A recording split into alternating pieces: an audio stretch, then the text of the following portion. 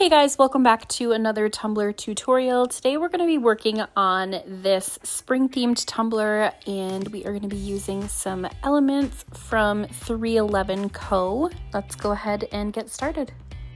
What I'm going to do to measure is put my DTF transfer at either the top or the bottom of my tumbler, and then I'm going to measure the blank space of the tumbler and cut that in half. And we're going to measure, I think it was about maybe it was like 2.5 inches. I don't remember exactly. We're going to measure that from the top and the bottom. And then with that measurement, we should be able to fit our DTF transfer in the center of our tumbler. If you're great at measuring, that's probably easier. I'm not. I hate measuring. It is the bane of my existence. So I'm just going to do it this way, and that's what works for my brain. So measure this how you would like. We're going to put the DTF transfer in the center. So we want this basically split into thirds kind of, but the center portion is going to be bigger to accommodate that DTF. So once we've got that measured off, I'm just going to put my DTF around there again, make sure that it fits within those marking lines or those guidelines that I put there.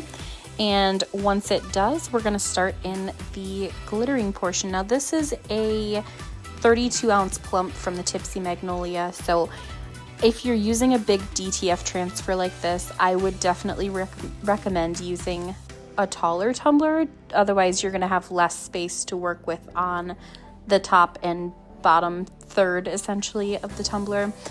And so we're going to tape off the top and bottom. I didn't do any straight lines or anything. I just kind of eyeballed it and it turned out straight. So if you want to measure those or make sure they're straight, go for it. If you're good at eyeballing it, you don't have to.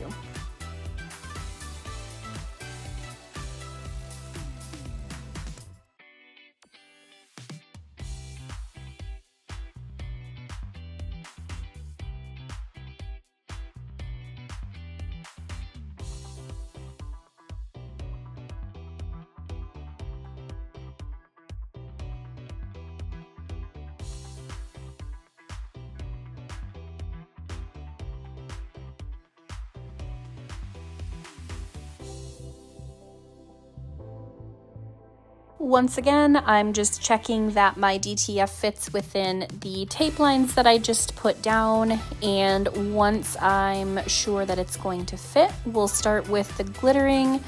I'm going to use some UV epoxy mixed in with my glitter. This glitter is Venetian from Peachy Olive Glitters. I'm sorry, not Venetian, Chantilly. Venetian is the bigger cut. It's just kind of like an ivory or an off-white glitter. It's really pretty. It gives kind of like a vintage type of a feel to it. It's just not pure white, which I love. So we're going to mix up a little bit. You want your epoxy and glitter mixture to be a little bit runny. You don't want it to be clumpy because then it's not going to look right under your DTF. You're going to have to do another coat of epoxy to smooth that out. So just make sure the consistency is smooth and that you have enough glitter that is not going to cause streaking basically in the glitter portion of that. If you do get streaks, you need to kind of mix in either more epoxy or more glitter and torch it again. You shouldn't be able to see the streak lines in there. So we're going to immediately pull the tape after we've torched this, and you don't want to cure this with the UV light until you've removed that tape. Otherwise your tape's going to be stuck on there. If you're using just a regular setting epoxy, you don't have to. I would wait maybe 30 minutes or so to remove your tape just so it doesn't kind of seep out past those tape lines. But as long as your epoxy mixture isn't too runny, you should be good to just pull the tape off. So I'm going to stick that under my UV light. It cured for, I don't know, maybe like 3 minutes or so. I think I left it in there a little bit longer than necessary, but I wanted to make sure it was cured, that we didn't have any goopy epoxy under there. And then once that is fully cured, we're going to go in with our DTF transfer and start on the glittering section.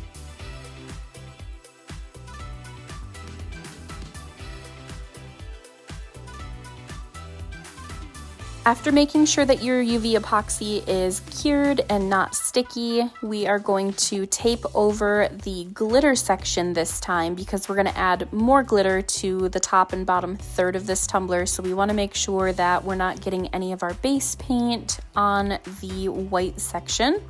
So we'll tape that off, and I always run my finger around the rib just to make sure there's a tight seal around it, that none of the paint or epoxy is going to seep in under that painter's tape. And this was the same day that I worked on last week's tutorial, and it was downpouring like I mentioned last week. So this one's going to be hand painted as well, so don't judge me. I don't have great hand painting skills. Whatever color you choose, try and match that as close as possible to your glitter color. If it is an opaque or like a metallic glitter, the color of the paint isn't really going to show through unless you don't have full coverage glitter. So it's not crucial that it's absolutely perfect, but if you have a more translucent glitter that you're working with, I would try and match it as best as possible. So I'm going to go over this a couple of times until I get a decent blend. So we're going to go over the green, and then we're going to go in while the green paint's still wet. We're going to go in with this tan paint because I'm going to use a sage and gold color, and we're just going to kind of go back and forth until we get a good blend. So this will take a couple of tries, first of all because you need a few layers to get good coverage, but also just hand painting in general, unless you're a professional, it does take a little bit to kind of get that fine blend. It doesn't have to be perfect by any means. Like I said, I'm using an opaque glitter, so it's not really going to show the paint through a whole ton, but you still don't want those super harsh lines. So I'll let this play through, show you guys what I did. I just kind of finagled my turner here. This is just a single tumbler turner from the Bowen, and I'm a lefty, so I kind of just had to turn my turner to get a good angle for whatever paint I was working with. So you'll see me move that back and forth. And then I did find that dabbing the paint on like I'm doing here kind of worked to give it a good blend. So maybe try that out if you don't have any skills in hand painting, because that seemed to help me a little bit more than just running the brush back and forth. So I'll let this play through, and I'll see you guys in the next step.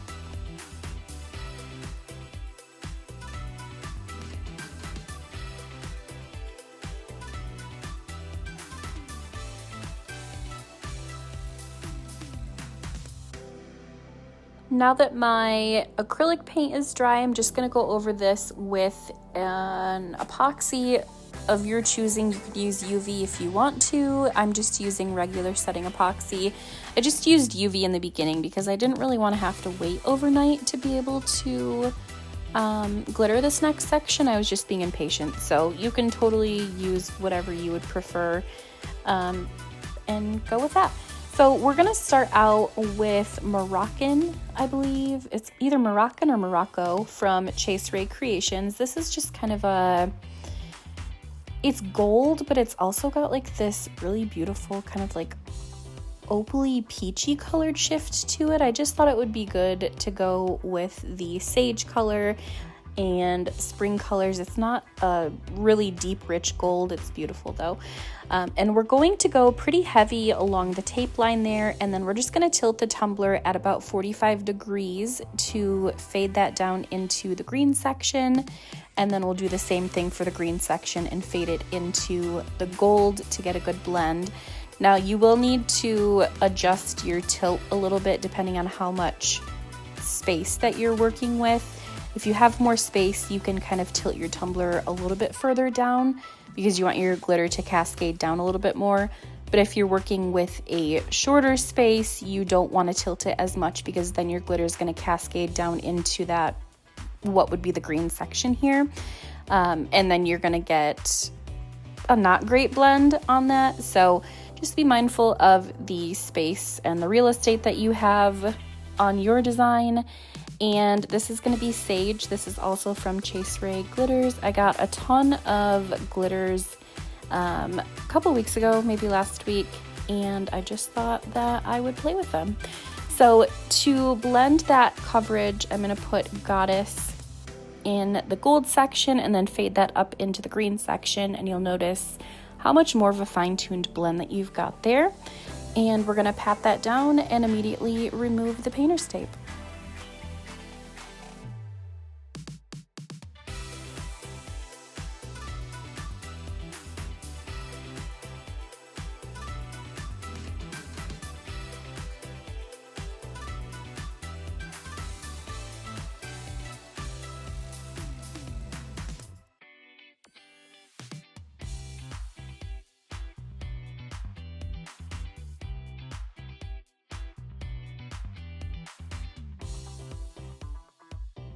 After my epoxy sits and cures overnight, I'm gonna go in and spray seal the glitter. You can also use glitter glue if that is your preferred method, just something to seal that glitter in so it doesn't travel down into the white section.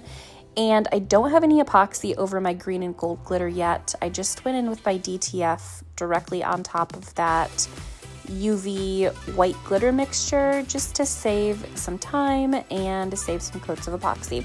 So same with the vinyl, we're going to use the hinge method to apply the DTF, and I definitely put this on crooked, so I had to trim it off and then restart the hinge method. So just make sure you're extra confident in your placement of your DTF because it is not removable. When it's down, it is down, it's not moving, and if you have to take it up, your elements are going to get ripped. So definitely do not put it down unless you're sure that is where you want it to be. So with DTF transfer, if you don't know what that is, it's basically an element sheet, but it's on a carrier sheet. So once you apply it to the tumbler, you need to make sure that the elements are really pressed down. They rip very easy if they stick to that backing. So just make sure they're pressed down flat. And you're gonna remove the transfer, basically the transfer tape from the top of it once the elements are down. So it's not like a semi-transparent vinyl where you would leave that clear carrier on there. This is actually one that you remove the top clear portion off of it, and it just leaves the elements on the tumbler itself. So here I am restarting the hinge method because I failed miserably that first time. If you don't know what the hinge method is, if you're new to my channel, it is basically where you cut off about 1 inch of the backing of the vinyl sheet, or the vinyl carrier sheet, I guess I would say, and you're gonna press the vinyl onto the tumbler while you're pressing the backing off in the process. And normally you wouldn't pull anything off like I mentioned before, but because this is a DTF and not actually vinyl, you will remove this. So I'm just going around with my squeegee, making extra sure that all of these elements are laid down. I don't want anything to rip up when I pull this sheet off. And then once it's all down, we'll just pull that clear transfer off. I just use my X-Acto to get started on the corner there, pulling very slowly. And I try to pull the clear or the plastic carrier sheet as flat to the tumbler as possible. So you don't want to pull straight up because that's going to encourage the elements to lift up as well. So if you pull it flat, kind of against the body of the tumbler, that's going to be your best bet to keep those elements down. And then once that's off, I'm just going to go back around to make sure everything is pressed flat. And I definitely ripped off a little bit of this leaf and somehow managed to save it. So I just stuck that little piece off, that ripped off, back on that tumbler. So everything looks good. We're going to put this on the tumbler turner for our first coat of epoxy. I did go in with the epoxy over the element sheet first, just to make sure I didn't get any glitter traveling into that middle section. And then I went over the green and gold glitter section. For this first coat, I'm using about 30 milliliters of Flynn Sisters fast setting epoxy, and then we'll go in with about another 30 milliliters after that, and we can sand any pokey bits or anything like that that might be sticking up that didn't get flattened with the printer paper in the earlier step. Make sure after you apply your epoxy that you're using a torch or a heat gun or something to pop any micro bubbles that may get mixed into your epoxy. If you mix the epoxy quickly, it definitely encourages more air bubbles. The slower you mix, the less air bubbles. You can also use a baby bottle warmer, and that will thin the epoxy viscosity, and that will help with your micro bubbles as well. My turner wasn't sitting quite level and I didn't catch it, so my tumbler was a little bit wobbly. So I took this little sanding tool from my husband's pole barn and I just used it on the bottom to flatten that out. I'm just going to go around that bottom edge and buff away any pokey bits. Same thing along the where the tape line was between the white and the gold sections, because we're going to put vinyl striping there. And I want to make sure that there are not any little pokey bits sticking up to show under the vinyl stripes. And then I'm going to go in with my Dremel tool on the top rim and expose that fine line of stainless steel for the final coats of epoxy to adhere to, and wipe away any epoxy dust with rubbing alcohol. You can also use soap and water. Make sure your tumbler is dry completely before you go in with any vinyl striping. And I'm using, per usual, textured gold metallic from Tech Wrap Craft. This first stripe is going to be 11.5 inches and that's width, by 0.10 inches in height. And then the second strip is going to be 11.5 width by 0.06 inches in height. And I'm not using any sort of a striping assistant tool or anything like that. I'm just eyeballing it. If you're not confident in laying these down without kind of measuring out the straight line, I don't even know if you like using any sort of tool or anything like that, I would definitely recommend outlining that first. But if you're confident in your skills, you're free to just lay it down as is and eyeball it.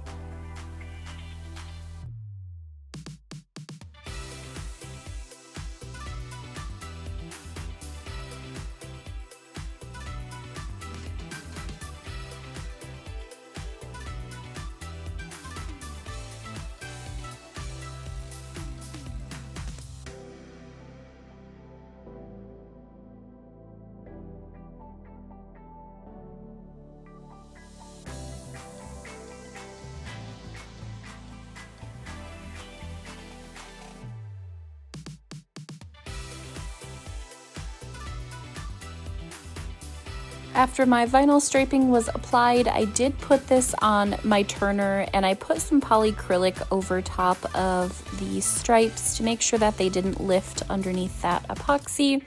And then after about 30 minutes, and this of course is going to vary depending on your climate, how warm or cold it is. Keep in mind, if it's colder, it does take a little bit longer for that polycrylic to dry.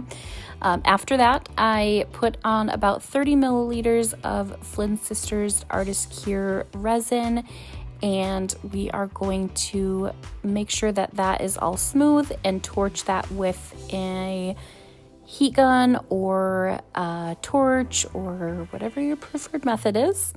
Let that spin for, I would say, overnight, and then after 72 hours, the epoxy is fully cured at that point. You can ship it and handle it and wash it. And that is it for this design. So I hope you guys love this tutorial. I am so ready for spring. My obsession with mushrooms this year is off the charts. I've always loved like the little cute mushroom looks and stuff, but this year it's just incorporated into so many things and I'm so excited about it. So that's it for this tutorial. I will see you guys in the next video.